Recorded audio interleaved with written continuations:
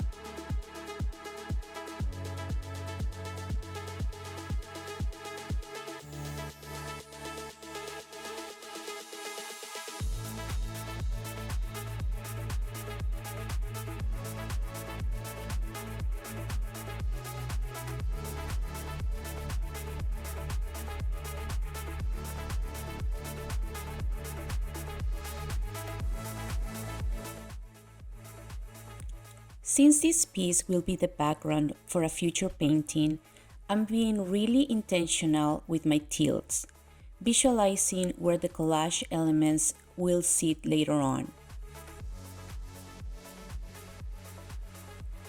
I have to say I'm so impressed with how that raw sienna is glowing through the layers. One thing to keep in mind when you are mixing your paints. I can move and manipulate the composition here only because there is plenty of paint on the canvas. Normally, I mix just the exact amount, but this time I wasn't sure about the composition, so I made extra to give myself flexibility.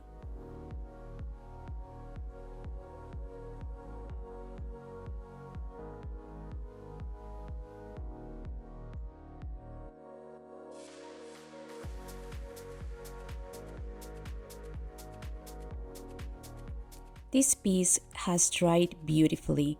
I wish you could feel the smooth, velvety texture of those matte ingredients. I'm starting by loosely marking my composition with a chalk pen, just to outline where my main painting will go. This helps me decide how and where to position the collage elements without losing balance in the overall design.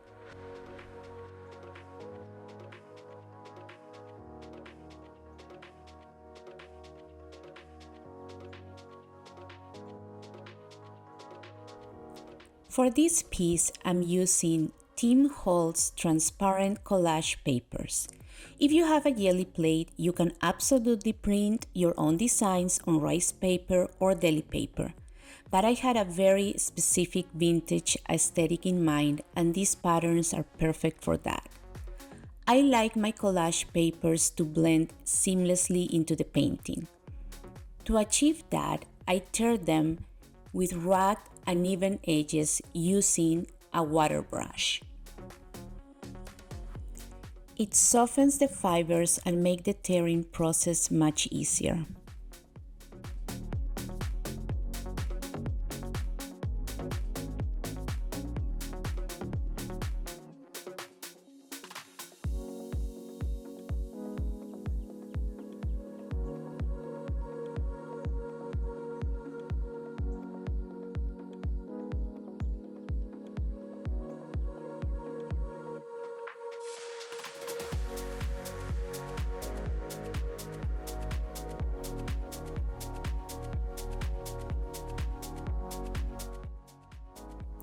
Once I have all my collage pieces ready, I move on to the design stage, arranging everything until it feels cohesive and balanced.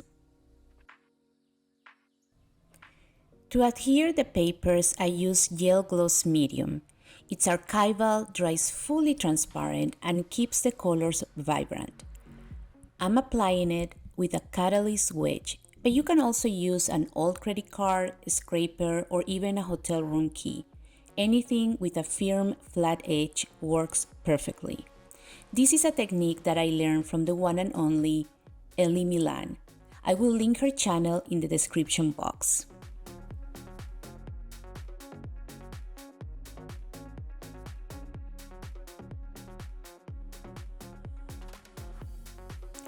Don't be afraid to use a generous amount of gel gloss to secure your collage pieces.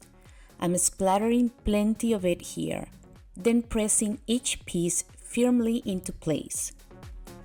You don't have much working time, gel gloss dries fast, so make small adjustments quickly before it sets. Once everything is positioned, I go over the top of each collage piece with another layer of gel gloss to seal it completely and smooth out any wrinkles or bubbles. A great way to check for imperfections is to hold your canvas up to the light. You'll easily spot any trapped air underneath the paper. I'm glad I caught a few wrinkles just in time on this one.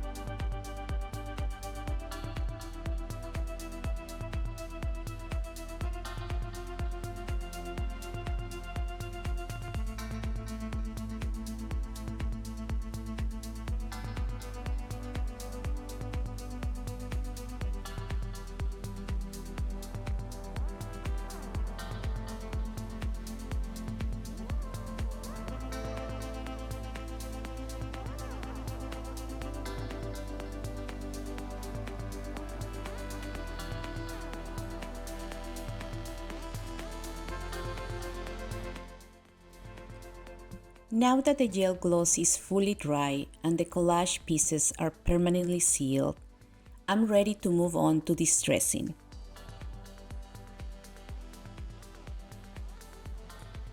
You can see I already started on one side, and yes, I forgot to turn on my camera. Luckily, I noticed before I got too far. For this step, I'm using Tim Holtz Distress Ink in Honey, applied with a soft makeup brush. The goal here is to gently age the look of the collage papers. I pay extra attention to the overlapping areas to make each piece feel like it naturally belongs to the painting. I'm also brushing a bit of ink onto the bottom corners of the canvas to extend that warm vintage tone across the whole surface.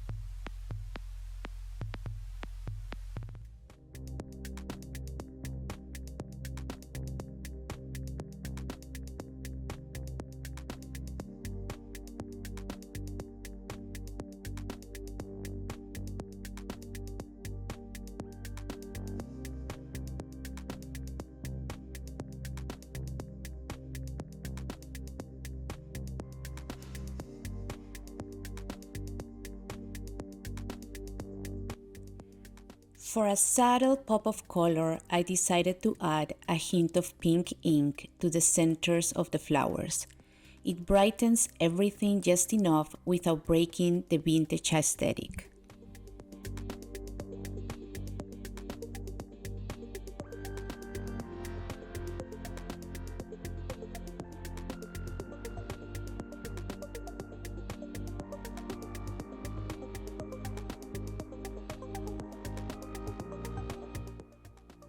To deepen the edge look even more, I'm using folk art antiquing medium and applying it with a sea sponge. This medium dries quickly, so you'll want to wipe it back right away while it's still wet.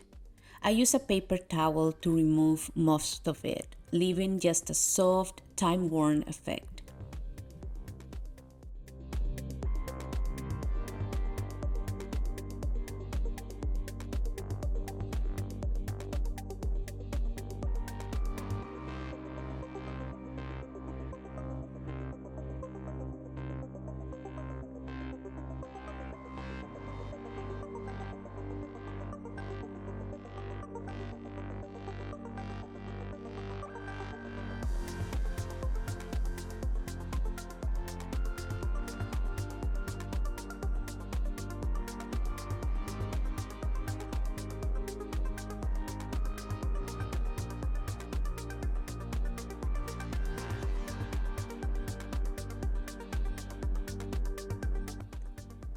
And here is the piece now. The distress collage is fully dry and ready for me to start painting over it.